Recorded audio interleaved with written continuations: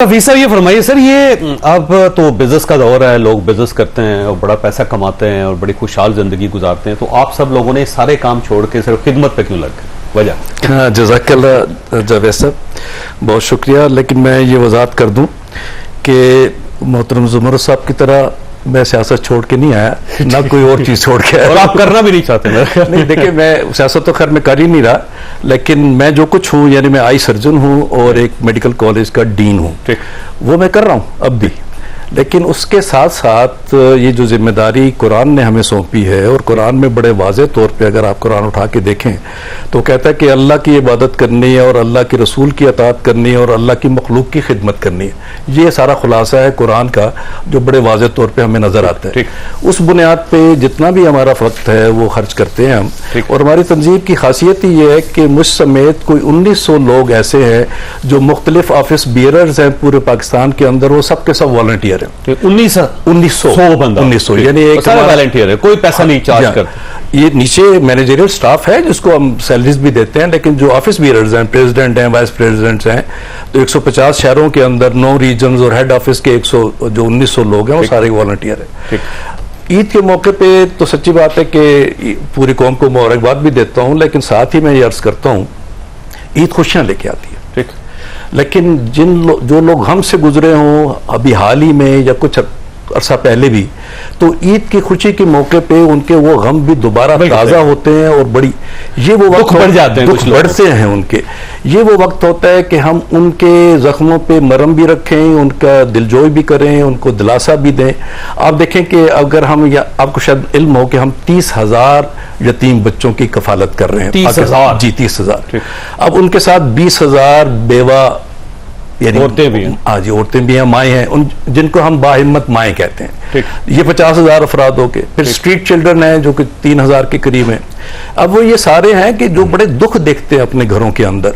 ईद के मौके पे हमने उनकी दिलजोई भी करनी है, उनको दिलासा भी, उनको हौसला भी देना है। लेकिन उससे बड़ी बात कि इस वक्त आपके सामने गजा की सूरत हाल है। अब गजा में आपको पता है कि लोगों के साथ क्या हाल है। अब रमजान जब आया तो हमने सैरी भी की, अफ्तार भी की, सब कुछ करते रहे, लेकिन वहां पर लोगों ने कैसे सैर व अफ्तार किया होगा, अब वो ईद कैसे मनाएंगे।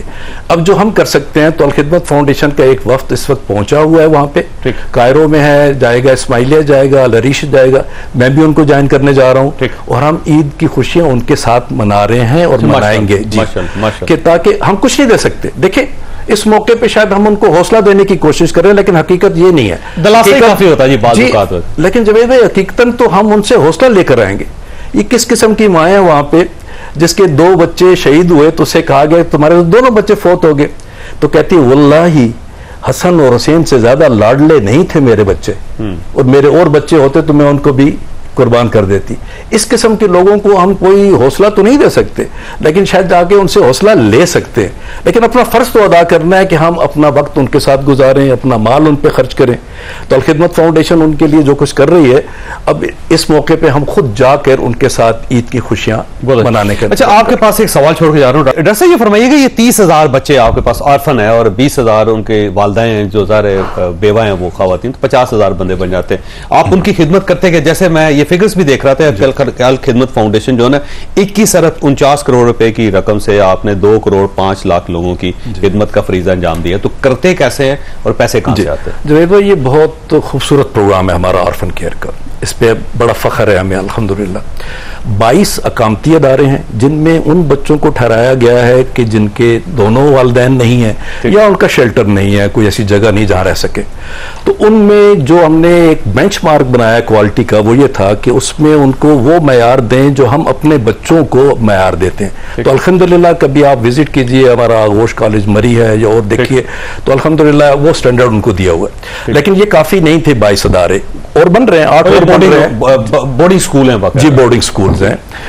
ये दो मरी वाला ये बिल्कुल कैडेट कॉलेज की तर्ज पे, ये काफी नहीं था। तो फिर हमने 2012 में फैमिली सपोर्ट प्रोग्राम शुरू किया कि हम आइडेंटिफाई करें ऐसे बच्चों को जिनको हमारी जरूरत है, और फिर आइडेंटिफाई करें किसी एक डोनर को, उन दोनों को आपस में मैच कराएं। एक पूरे प्रोग्राम उनके लिए बनाया कि आपका ये बच्चा है, इसके आप स्पॉन्सर हैं, इतने पैसे आप हमें देंगे, इस बच्चे से आपको कनेक्ट करेंगे, इसको हम जाके स्कूल में दाखिल कराएंगे, यूनिफॉर्म देंगे, फीस देंगे और इसकी वालदा को लाइवलीहुड के लिए पैसे भी देंगे, उसके बैंक में ट्रांसफर करेंगे। अच्छा, वो अपना जो डोनर है वो उससे डायरेक्ट रब्ता कर सकता है, यानी डोनर है और रिसीवर है, और आपने दोनों को कनेक्ट कर दिया। उसको रिपोर्ट जाती है हर 3 महीने के बाद, उसकी प्रोग्रेस की जाती है, और चाहे तो फोन पे बात कर ले, जब भी उनसे मिलना चाहे तो जाके मिल भी सकता है। लेकिन देखिए, सिर्फ उनको ठहराना, खिलाना और तालीम दिलाना नहीं, इसके आगे की बात है। उनकी इस तरह से ग्रूमिंग करनी है कि बिल आखिर वो माशरे का एक फाल और यूजफुल शहरी बन सके। उसका फिर निज़ाम यह है कि इन बच्चों का कंपटीशंस होते हैं, उनमें से जो आगे टॉप करते हैं उनको स्कॉलरशिप्स मिलते हैं, और एफएससी के बाद अगर मेडिकल कॉलेज में जाता है, इंजीनियरिंग कॉलेज में जाता है, यूनिवर्सिटी में जाता है, फ्री एजुकेशन उनको फराहम करते हैं। हत्ता कि बैरून मुल्क इस वक्त हमारे कई बच्चे टर्की में हैं और वहाँ पीएचडी लेवल तक की तालीम के लिए वो स्पॉन्सर्ड है उनकी तरफ से, IHH की तरफ से। जमुल खान साहब, ये फरमाइए सर, ये आपकी जिंदगी में बहुत ऐसी स्टोरीज जो आपके साथ लोग बच्चे कनेक्ट हुए, पाकिस्तान की ट्रेजेडी ये है कि एक आदमी बिजनेस खड़ा करता है या कोई एनजीओ खड़ी करता है या बहुत बड़ा काम करता है, लेकिन वो सिस्टम नहीं बना पाता। जब वो चला जाता है तो उसके बाद सारा सिस्टम कोलैप्स कर जाता है। तो आप यतीम बच्चों के लिए बहुत अच्छा काम कर रहे हैं, लेकिन अब क्या आपने कोई ऐसा सिस्टम बनाया है, कोई ऐसा डाटा क्रिएट किया है कि आपको देख के बहुत सारे लोग काम कर सकते? जी जावेद भाई, ये तो बहुत उम्दा सवाल मैं समझता हूँ कि अब हम अगर यतीमों की भी कफालत कर रहे हैं तो किसी बड़े प्रोग्राम के अंडर कर रहे हैं, और वो प्रोग्राम क्या है कि हम मुआशरे की तामीर करना चाहते हैं, अपने मुल्क की तामीर करना चाहते हैं। और हमारा मुल्क गरीब है, और गुर्बत जो है बांझ नहीं होती। गुर्बत जन्म देती है, बीमारी को भी जन्म देती है और जहालत को भी जन्म देती है। जहालत और बीमारी जो है वो पूरे मुल्क की तबाही का बायस बनते हैं। आप तो पढ़ते रहते हैं, आपने देखा होगा कि महातिर मोहम्मद जब आए थे उसमें उन्होंने कहा था मैं अपने लोगों को सिर्फ सेहत दूंगा और तालीम दूंगा, बाकी काम भी खुद करेंगे। हमने यही प्लान बनाया है कि भी इन 2 करोड़ 62 लाख जो आउट ऑफ स्कूल है उनको तो हम स्कूल नहीं ले जा सकते, हमारे ऑर्गेनाइजेशन की ये सकत नहीं है। वो गवर्नमेंट जो मोस्ट वल्नरेबल चंक था उसको हमने एड्रेस किया है, और इससे हम अपना काम बढ़ा रहे हैं, लेकिन साथ सेहत का भी काम कर रहे हैं कि जो लोग सेहत जिनके लिए एक्सेस नहीं रखते, जो सेहत के लिए, उनके लिए अल्हम्दुलिल्लाह हमने 52 अस्पताल बनाए हैं, 50 मेडिकल सेंटर्स हैं, 310 हमारी एम्बुलेंसेज हैं, 12 मोबाइल यूनिट्स हैं। अब एक बहुत बड़ा अस्पताल इंशाल्लाह ये चक्री में बनाने जा रहे हैं, जो कि एक वर्ल्ड लेवल का 45 अरब रुपए का एक प्रोजेक्ट जो हम 14 अगस्त को लॉन्च कर रहे हैं। तो ये 9 अरब रुपए तो हम सालाना इस चीज पे खर्च कर रहे हैं, और साथ ही ये यतामा पे आपको पता है 2.5 अरब रुपए हम सालाना खर्च करते हैं यतामा पे। तो ये यतामा सारे पैसे डोनर्स देते हैं? जी, सारे डोनर्स देते हैं, और ये सारा सिस्टम ये बना रहे हैं कि खुद लोग जो हैं इन्वॉल्व हों और अपने मुआशरे की तरक्की के लिए कुछ सोचें भी और उसमें अमल करें। इसमें हफीज का नाम नजर नहीं आएगा कहीं, आपको एक सिस्टम बना रहे हैं। पूरी ऑर्गेनाइजेशन को आप देखें, कभी हफीज नजर आएगा, कभी नजर नहीं आएगा। तो ये पर्सन बेस्ड नहीं है अल्हम्दुलिल्लाह। इस सिस्टम को अल खिदमत में जो प्रेसिडेंट्स होते हैं इलेक्टेड होते हैं जी, इलेक्टेड होते हैं, और ये 5 साल के लिए होते हैं? 3 साल के लिए। 3 साल के लिए, और 3 साल बाद तब्दील सिस्टम वहीं पे कायम रहता है। सिस्टम वहीं रहता है, और चूंकि कभी आप तशरीफ लाए हमारे हेड ऑफिस में, उसको आप देखें तो आपको अंदाजा होगा कि अगर ये चलता रहा आगे मजीद इंशाल्लाह 10 साल तक, तो इंशाल्लाह हम इसमें विजिबल चेंज लेके आएंगे माशरे के अंदर। अभी मैं बताऊं, ये वल्नरेबल है ना यतीम बच्चे, एक और वल्नरेबल कम्युनिटी है जिसको हम इग्नोर करते हैं।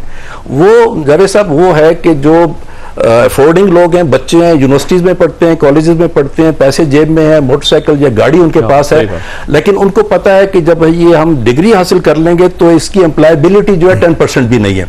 उनके लिए हमने प्रोग्राम लॉन्च किया है कि उनको बताएं कि पढ़ाई के साथ साथ आपको स्किल्स देंगे, और आप जॉब की तलाश न कीजिएगा, आप 5-10 को जॉब देने वाले बने।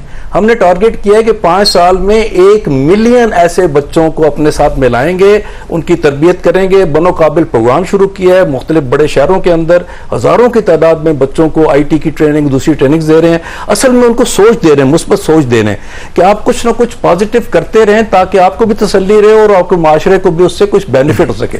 मतलब वो देखिए, हार्वर्ड यूनिवर्सिटी सर उसने डिक्लेयर किया है कि हमारी जो डिग्री है उसकी शेल्फ लाइफ 2.5 साल है। 2.5 साल बाद उसकी कोई हैसियत नहीं। तो हम जो मुसलसल डिग्रियां दे रहे हैं ना बच्चों को, पहले इतने बेरोजगार हैं तो 2 करोड़ और बेरोजगार ले आएंगे हम। और उसका एक और बड़ा नतीजा जो है ना, असल में जावेद साहब जो डॉक्टर साहब बात कर रहे हैं ना कि इस वक्त चैरिटी के अंदर सबसे बड़ा काम यह है कि जो पढ़े लिखे बच्चे हैं उनको रोजगार कैसे दिलाया जाए। एक तो वो बच्चे हैं जिनको हमने पढ़ाना है, लेकिन इस वक्त मैं समझता हूँ कि लाखों की तादाद में वो बच्चियां और बच्चे मौजूद हैं जिनको हमने आगे जॉब पे लेके जाना है। और ये जो माशाल्लाह बनो काबिल बहुत अच्छा प्रोग्राम है। और जितने भी मैं भी सोच रहा हूं कि हम चैरिटी का अभी पाकिस्तान स्वीट होम में भी ये लॉन्च करने जा रहे हैं आईटी के और दूसरे प्रोग्राम के, ताकि ये जो बच्चे बॉर्डर पे बैठे हुए हैं पढ़ लिख के बेरोजगार हैं, जो उनको कैसे मुआशरे के 1,45,00,000 शहरी बनाया जाए। मास्टर हैं पाकिस्तान के अंदर जो बेरोजगार। तो चैरिटी के अदारे मैं समझता हूं इस पे बिल्कुल हमें सोचना चाहिए कि जो बच्चे ऑलरेडी जिनके पास डिग्रीज मौजूद हैं, पढ़ लिखे बैठे हैं, उनको रोजगार कैसे प्रोवाइड किया जाए। तो ये बहुत बड़ा काम है खिदमत का, और मुझे उम्मीद है कि बाकी भी चैरिटी के जो अदारे हैं हम इनकी तकलीद करते हुए उन बच्चों के लिए भी जरूर सोचेंगे कि जो पढ़ लिखे इस वक्त अपने घरों में मौजूद हैं, बेटियां हैं, बेटे हैं, लेकिन रोजगार उनके पास नहीं है। और इस वक्त आईटी की बहुत वसी फील्ड है पूरी दुनिया के अंदर। मुझे उम्मीद है कि पाकिस्तान स्वीट होम भी आने वाले चंद सालों के अंदर इसमें बड़े अच्छे लेवल पे इंशाल्लाह आईटी के अदारे भी हम पूरे मुल्क में बनाएंगे, ताकि इन बच्चों को हम रोजगार भी प्रोवाइड कर सकें। वो अच्छा, मैंने ब्रेक लेनी है, लेकिन खान साहब आपके पास ये सवाल छोड़ के जा रहा हूं कि एक और इश्यू जो मुझे पाकिस्तान के अंदर नजर आता है वो ये है कि जितनी एनजीओज है ना, उन सबका आपस में राब्ता नहीं है। और ऐसा लगता है जैसे अस्पताल बना रहे हैं तो 4,000 लोग अस्पताल ही बनाए जा रहे हैं, और अगर एजुकेशन पे काम कर रहे हैं तो एजुकेशन के अंदर भी किसी तरह रब्त नहीं है एक दूसरे के साथ कि यार ये काम मैं कर रहा हूं, आप ये कर लो, आप वो कर लो, आप इंजीनियरिंग यूनिवर्सिटी बना लो, आप मेडिकल कॉलेज बना लो, आप ये स्किल जो यूनिवर्सिटी है वो डेवलप कर लो। तो एक राब्ता नहीं होना चाहिए सब। ब्रेक लेनी, ब्रेक के बाद ब्रेक के बाद दोबारा जरूरत। प्रोग्राम में दोबारा खुशामदीद। खान साहब, ये जो एसोसिएशंस हैं उनके दरमियान एसोसिएशन मैं समझता हूँ बहुत बड़ी बात जो सब आपने की है। बिल्कुल जितने भी चैरिटी के अदारे हैं पाकिस्तान में, जीबी में, कश्मीर में, उन्हें मिलकर बैठना चाहिए। अभी तो डाटा ही नहीं, और मैं समझता हूँ खिदमत अगर ये काम माशाल्लाह पहले भी कर रहे हैं, रीड्स वाले पाकिस्तान स्वीट होम मौजूद है, ईदी साहब के माशाल्लाह बहुत बड़े अदारे हैं। इसी तरह पाकिस्तान के अंदर बहुत अच्छे अच्छे अदारे मौजूद हैं, लेकिन हमारा काम भी डिफरेंट एंगल्स में तकरीबन एक जैसा ही है।